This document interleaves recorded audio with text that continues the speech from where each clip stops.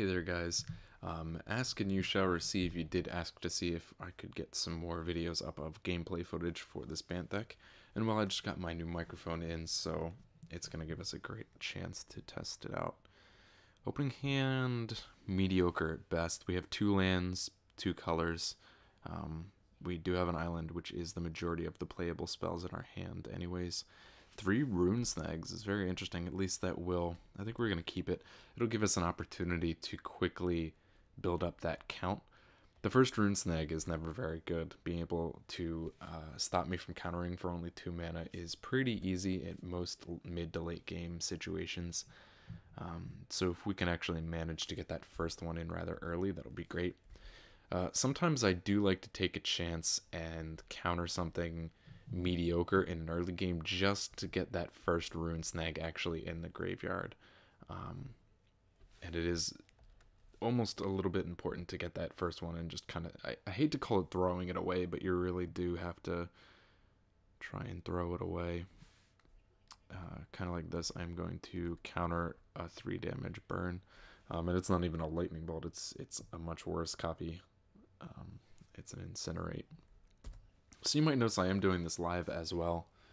Just switching things up on you guys for a change. Oh, that might have been a much better thing to counter. Oh well. The next rune snag that we do get in will be able to counter unless the opponent pays 4. Draw to prohibit's great. Still not getting a white mana for puncturing light. Also not hitting into any creatures. Frostburn weird.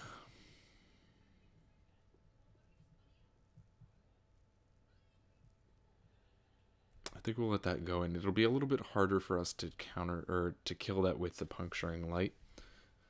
Someone did suggest me replacing those with temporal isolation, which is an interesting suggestion. That might have been it would be a much better situation because this has the fire breathing ability on it.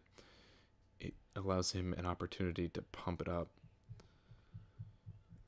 Let him do that. Pump it up enough times, I do believe, to... Best you could do is +3, -3. Yep, enough times to get it beyond the range of puncturing light.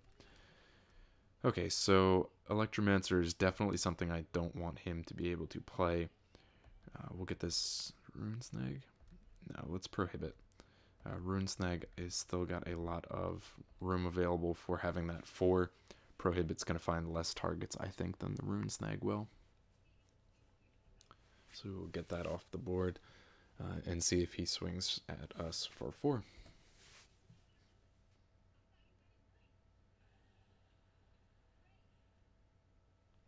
Kind of an interesting deck. I really think there should be more potential for an Izzet control deck to really make its way outside of the 8-post version, simply for the fact that... I'll let him draw that. Simply from the fact that I really like the Electromancer and the fact that the instants and sorceries reduce. You figure that paired with the Delver, it's just begging to have a deck created around it, isn't it? Alright, this one I can't let stand. 1 is bad enough. We finally got white mana here off the guild gate, but I don't want to have to deal with a second one. Like I said, the puncturing light will give us an opportunity to get rid of this, but we have to find a situation where he is either tapped out or just does not have enough mana. Oops, misclick there. Does not have enough mana to pump it up the full way, because this is, you gotta look at the subtext on this. It is only attacking or blocking creatures. So I guess we're glad there he missed an attack phase. Could have swung for a bit. Definitely not going to counter that this time around. The first time I countered it was simply just to, like I said, get that first rune snag in the graveyard. So here's an opportunity. If he does decide to attack here, he has enough mana available. He can put this without... I'm sorry, beyond the range of the puncturing light. And it's one of these things you have to... It's tough. If I use puncturing light here, he can, in response to it, pump it up.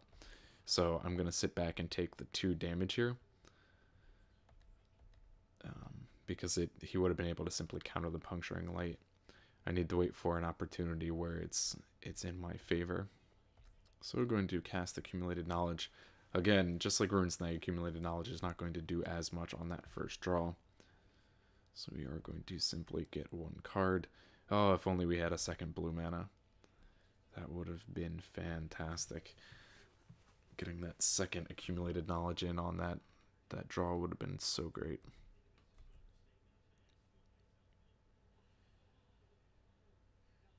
The more lands he plays, the harder it is at this point in time for me to get rid of this Frostburn.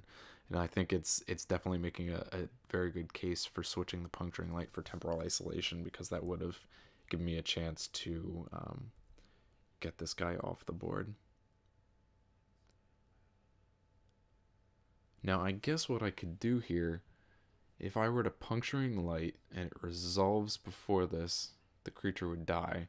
If he pumps it up to counter the Puncturing Light, yeah, okay. If he doesn't do if Puncturing Light at this point in time will kill it because it has 3 and it's attacking.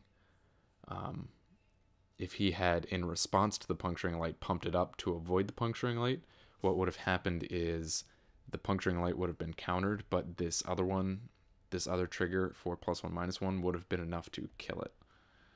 And now he's trying to Morbid Brimstone, but I do have that Rune Snag in hand, so we will stop that. Excellent. That worked out great. I didn't actually consider that the first time through. Alright, Pestermite. Pretty nice, but we're still short on blue mana. That is definitely unfortunate. Pestermite could be used to tap out lands at this point in time. He's got 7, so it just doesn't quite have the same impact. We will just kind of let it go. And I want to draw cards instead. Is he going to counter that? That's way more mana than that counterspell. What is going on here? Explosive impact, 5 damage to target creature or player. Ouch. Alright, we really need to kind of find us a centaur at this point in time. Alright, Pride Mage is going to go down. Another one of those explosive impacts is going to put us well within range for him to finish us off.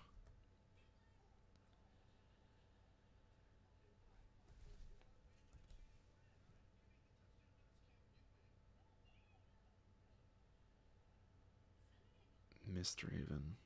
Okay, so he's going to bounce the Pride Mage. I think at end of turn here I'm going to throw in Pestermite to tap out the Raven, and that'll give me a chance to attack through with it and swap in the Ninja next turn. I really hope I draw blue mana here, because oh, has he got a counterspell? Think twice, okay. Being short on 1 blue mana is really gonna, it's really been kind of holding me back. It's limiting what plays I can make. Yes, we will tap that out. I guess we're also in a pretty bad situation with the Pestermite. If he attacks through with the Raven, it puts me down to 4, and if he has another explosive impact, that will be enough to finish me off. Ah, talking and not paying attention, didn't swap in Ninja. Okay. Well, now we're going to put in Arrestor to prevent that from attacking. And we will put down a Pride Mage. Damn, I can't believe I didn't Ninja there. This is why I don't usually commentate while playing, because I'm not the best when it comes to multitasking. Which is a little unusual, because I do it quite often. So I guess he's going to use this Raven and return the Pride Mage once again, because the others have those enter the battlefield effects that are beneficial to me. What else you got, buddy? Now he's going to detain. Okay.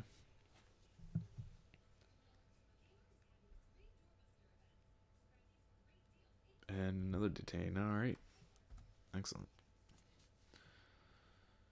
So it means we have no attackers. We can't block. He's going to swing for 4 on the next turn.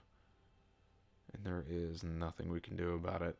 This game is pretty much over. If he has a burn spell in his hand, which is incredibly likely, he's sitting on 3 cards in hand. He's going to get to draw 1 more. If he has a burn spell, this game is over. Or wait, activated. Okay, that detain is a bit of a bad timing, so I can actually block with the Pestermites, and I do have Thrill of the Hunt I can use to pump it up and save it off the block on a Raven. Still could cause me trouble if he does have another Brimstone Volley in hand. That's going to be game over because of his Raven dying, so that Brimstone Volley is going to do 5 to the face as well as 2 from the Raven. Alright, well, let's see what he's got. Hasn't played it yet. Still plenty of room for a burn spell here. Yep, there it is. What did I tell you? Brimstone Volley. Alright, so that is game. That's unfortunate because we were really starting to stable ourselves out there. If we had gotten a Centaur for a little life gain, that would have saved us big.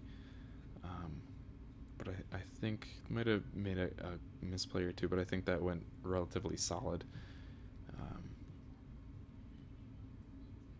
Yeah, I don't know what else we could have done there to stop that, but downside of burn spells, you know, you really have to kind of come into those Centaurs a little bit faster. So there you go, guys. I may throw up another video or 2 of this deck. Like I said, I really want to come back and revisit this once we get Gate Crash out and we have access to the Simic cards, most importantly the Simic Guild Gate, and see what that has to offer us. So I hope you enjoyed it, guys, and I will catch you all later.